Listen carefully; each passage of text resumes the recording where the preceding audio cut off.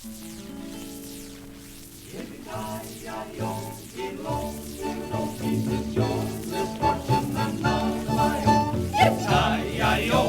along, little Okies. You know that Wyoming will be your new home. Life on the Red Horse Ranch.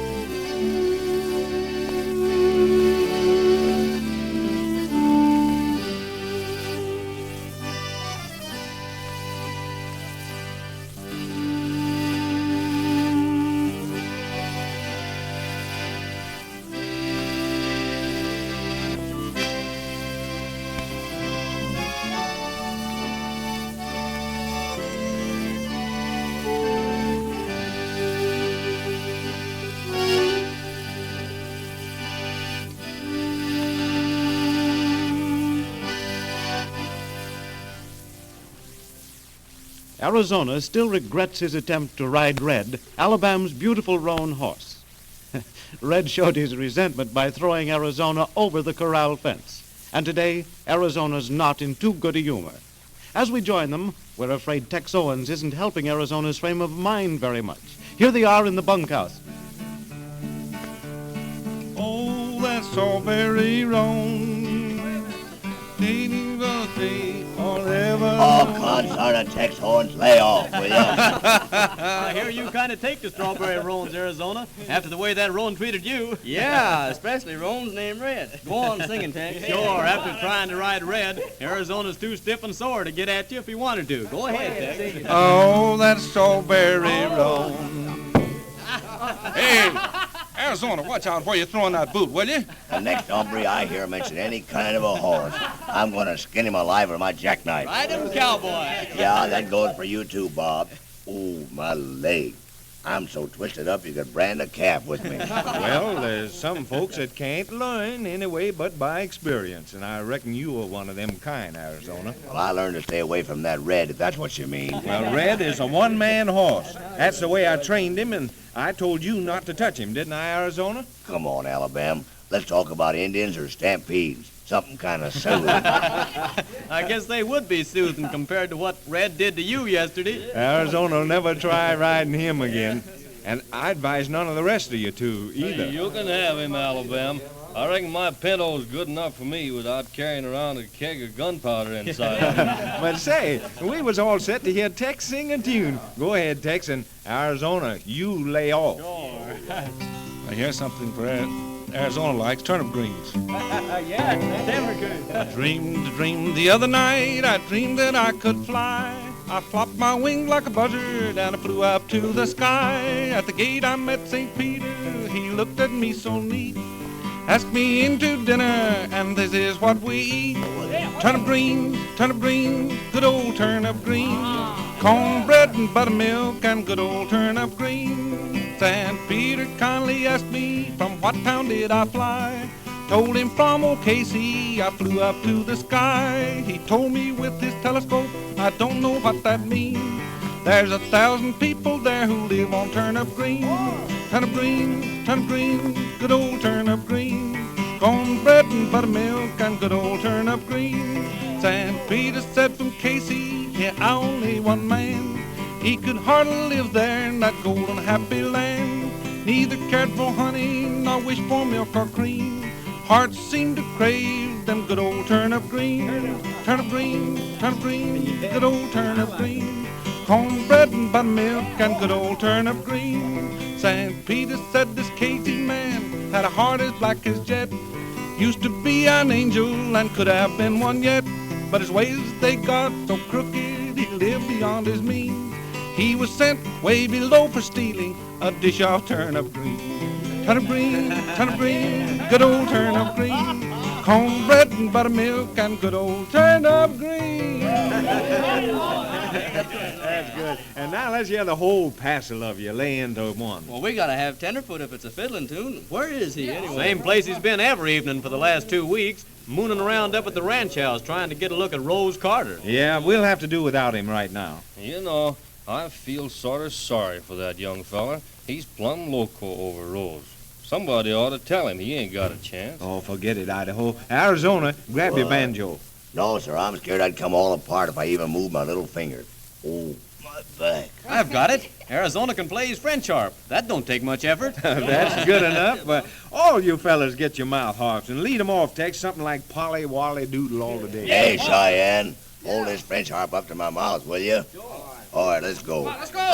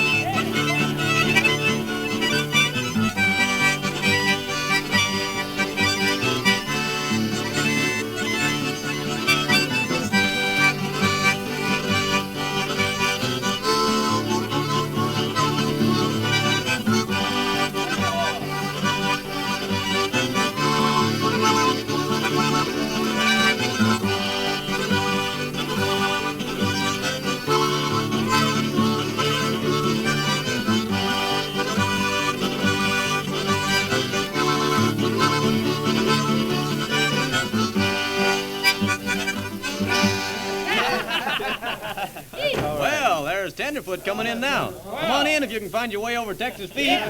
You're giving up sort of early, ain't you, young fella? Hello, fellas. How you feeling, Arizona? Try touching me and you'll find out. Say, Tenderfoot, Yeah? you look like Rose that done throwed you out of the house. Rose? I haven't seen her. Move over, Bob. Man, that's a new way to call on a girl. Never even getting a look at her. Oh, lay off of him, Bob. Ain't you got a lick of sense? Oh, I don't mind Alabam. I was counting on seeing her, but I saw Steve Bradford's horse tied out front, so I figured I wasn't wanted. Steve Bradford? Yeah. Is that slicker still shining up to Rose? Well, I don't see as there's anything wrong in that. Anyhow, he might have come up to see Dad Carter for all I know. Sure, he might have. Well, I'm just like Idaho. I never did like Bradford's looks. If Carter decides to sell out to Bradford, well, I'm counting on moving to another range. Well, we're all hoping Carter don't sell to Bradford or nobody else.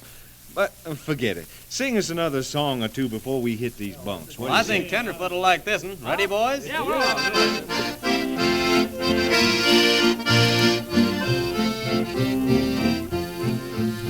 You may talk of the joys of the sweet honeymoon. I'll agree they are sweet while they last. But in most every case, they are over too soon and are counted as things of the past. For the troubles and trials are sure to begin, though you do just the best that you can.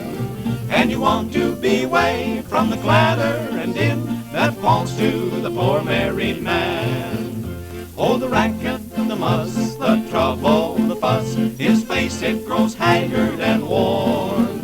You can tell by his clothes wherever he goes that he is a poor married man. He must run, he must walk, he must sing, he must talk, he must go for the water and pan. He must run, he must leap, and go without sleep, because he's a poor married man.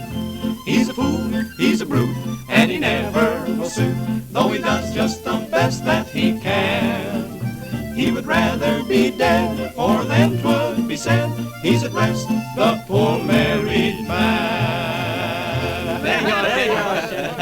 That's all right. Say, boys, you go right ahead. I promised Mr. Carter I'd come up to the house and talk about some of the work before I turned in. Sure. Let's all of us sing just one more. You're in on this too, Tenderfoot. Oh, what's it gonna be this time, Bob? Cowboy's Dream. Ain't a cowboy in the West that don't know that tune. That's right.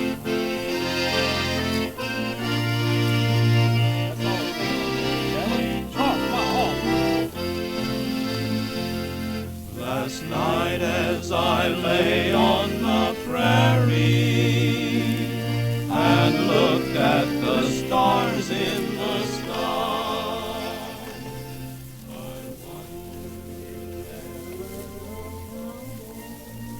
Isn't it beautiful, Steve? Yes, it is, Rose. They're singing the cowboy's dream now, aren't they? Mm-hmm. Every night they sing the same way. Alabam and all the boys. Oh, I never get tired of it. That big moon up there doesn't hurt things at all either, does it? No, Steve. Oh, it's all so different back here.